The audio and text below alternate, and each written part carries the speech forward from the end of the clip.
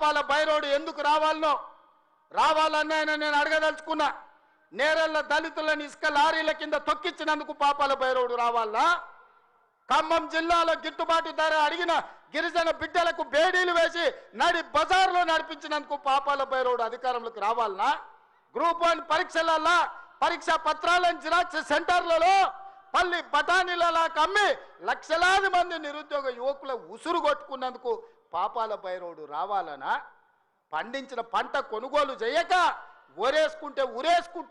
ఉరేసుకున్నట్టే అన్న పాపాల బైరోడు ఇవాళ రావాలనా? దేనికోసం పాపాల బైరోడు రావాలని నేను అడుగుతున్నా. 1,00,000 కోట్లు, 1,00,000 అంటే 1,00,000. ఈ రోజు కాళేశ్వరం మొత్తం చూసి వచ్చిన కడుపు మండుతుంది. నిజంగానే ఈ చట్టాలు ఇవి లేకపోతే ఆటవిక రాజ్యమే అయితే అడవిలో చెట్టుకు ఊరేసిన తప్పు లేదు. 1,00,000 కోట్ల రూపాయలు గోదావరిలో మంట కలిపినందుకు పేరు మారుస్తవి, ఊరు మారుస్తవి, అంచనాలు మారుస్తవి, 1,00,000 కోట్లు దిగమింగుతవి. కాళేశ్వరం అని కడితే 3 ఏళ్లలోనే కూలేశ్వరం అయిపోయింది. దీనికి చెట్టుకు ఉరేసిన పాపం లేని తప్పులు చేస్తే అయినా ప్రజాస్వామ్యాన్ని నమ్మే మేము ఈరోజు సిబిఐ విచారణకి ఇచ్చినాం తప్ప చెట్టు గట్టేసి కొట్టలేదు. అదే నిజాం సర్కార్ అయితే ఇట్లా తప్పు చేసిన వాళ్ళు ఊర్లో కోదండం వేసి లాగులో తొండలు ఇడిచి తిరిగింది కళ్ళగొట్టేటోళ్ళు ఇట్లాంటి తప్పులు చేసిన వాళ్ళు.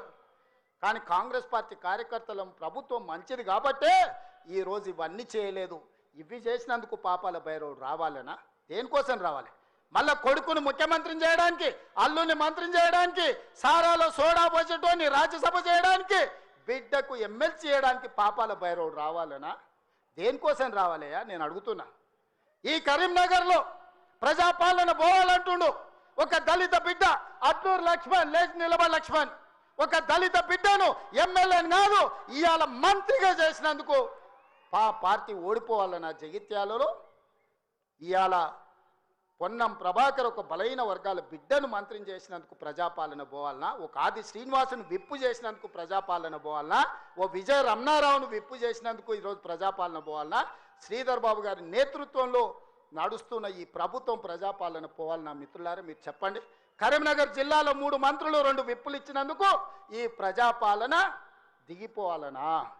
నీ ఒక్కనికి పదవి ఇవ్వకపోతే ఒక దళిత బిడ్డ అడ్లూరి లక్ష్మణ్ మంత్రి చేస్తే నువ్వు చూసి ఓర్వలేను అని నువ్వు అసలు మనిషివేనా? గింత అసూయ, గింత ద్వేషం ఎవరికైనా ఉంటుందా కడుపులా? ఇంతకాలం ముసుగు తొడుకొని బతికాడు. ఈ నాళ్ళకు ఆ ముసుగు తొలగిపోయింది. కడుపు నిండా విషమే. విషమున్నోడు ఇవాళ కడుపులో కత్తులు పెట్టుకొని కౌగిలించుకుంటారు. చూస్తున్నాం. ఆయన ప్రభుత్వం వస్తాడంటే ఈయనకు పెద్ద పదవి ఇస్తాడంట. నీకున్న ప్రతిపక్ష హోదా ఊడగొట్టకపోతే నా పేరు మార్చుకుంటా బిడ్డ కేసీఆర్. 2023లో నిన్ను ఓడగొట్టిన, 2024లో నీకు గుండు సున్నా ఇచ్చిన, సర్పంచ్ ఎలక్షన్లో పాతరేసిన, మున్సిపల్ ఎన్నికల్లో ఉప్పు పాతరేసిన, జూబ్లీ హిల్స్ కంటోన్మెంట్లో నీకు గోరి కట్టిన, వచ్చేసారి ఆ గోరి మీద మా కాంగ్రెస్ పార్టీ కార్యకర్తలు జెండా ఎగరేస్తారు. ఇదే నా సవాల్ కాంగ్రెస్ పార్టీ కార్యకర్తల తరఫున. చూసుకుందాం కేసీఆర్, నువ్వు నేను వచ్చే ఎన్నికల్లో నువ్వా నేనా? ప్రజాపాలన పాపాల బైరవుడా?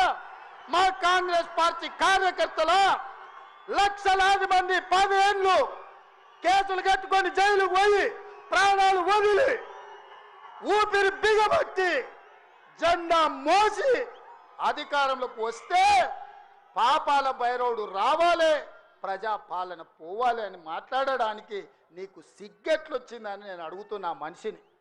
అందుకే మిత్రులారా, ఈ ఆలోచన నుంచి నా మాటగా తీసుకోండి. ఎన్నికలు ఎప్పుడొచ్చినా ఒక్క మాట రాసి పెట్టుకోండి. చరిత్రలో కేసీఆర్ గారు జగిత్యాలలో నిన్ను పాతరేసి 100 మీటర్ల లోతు గోతి తీసి పాతి పెట్టే కార్యక్రమం మా కాంగ్రెస్ పార్టీ జగిత్యాల కార్యకర్తలు తీసుకుంటారు. ఈ తెలంగాణ రాష్ట్రంలో ఈ ప్రాంతంలో ఒక చరిత్ర ఉన్నది. 94 నుంచి 2004 వరకు 2 సార్లు తెలుగుదేశం